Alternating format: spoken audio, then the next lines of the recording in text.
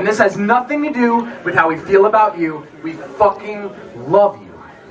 I'm in a wonderful, happy relationship right now, and my one that got away, her name is Megan Barber. She is 30 years old. She lives in Philadelphia, Pennsylvania, and she's married to a man named Ashley, who looks just like me, only bald, okay? But when I was 18 years old, my one that got away was Tina. And so John and I are having a man Arizona iced tea. and I'm telling him about why Tina's so great, and he's telling me about his ex-girlfriend, Nikki.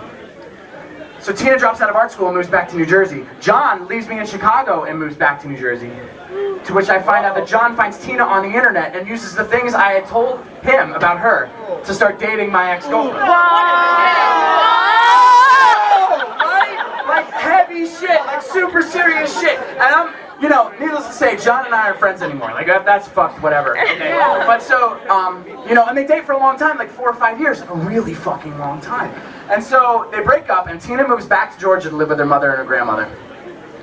A couple years ago, I'm on tour, and I'm driving through Georgia. I need a place to stay, and I call her up. I'm like, hey, Tina, can I crash at your house? So I crash at her house in Augusta, Georgia.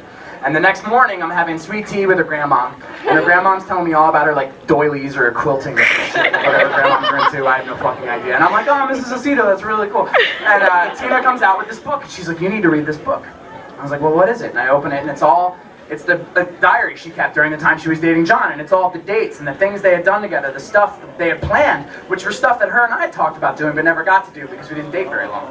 And so, no, it's cool. It's really cool. And I'm reading this book, and I'm like, man, this is fucking weird. This is stuff we talked about, but this isn't my life. This is your life with somebody else. And I kind of equate it to say you had a really realistic dream.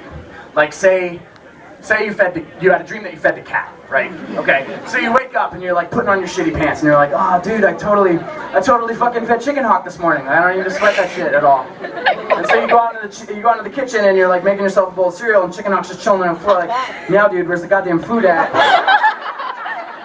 And you're like, oh no, I totally dreamt that shit.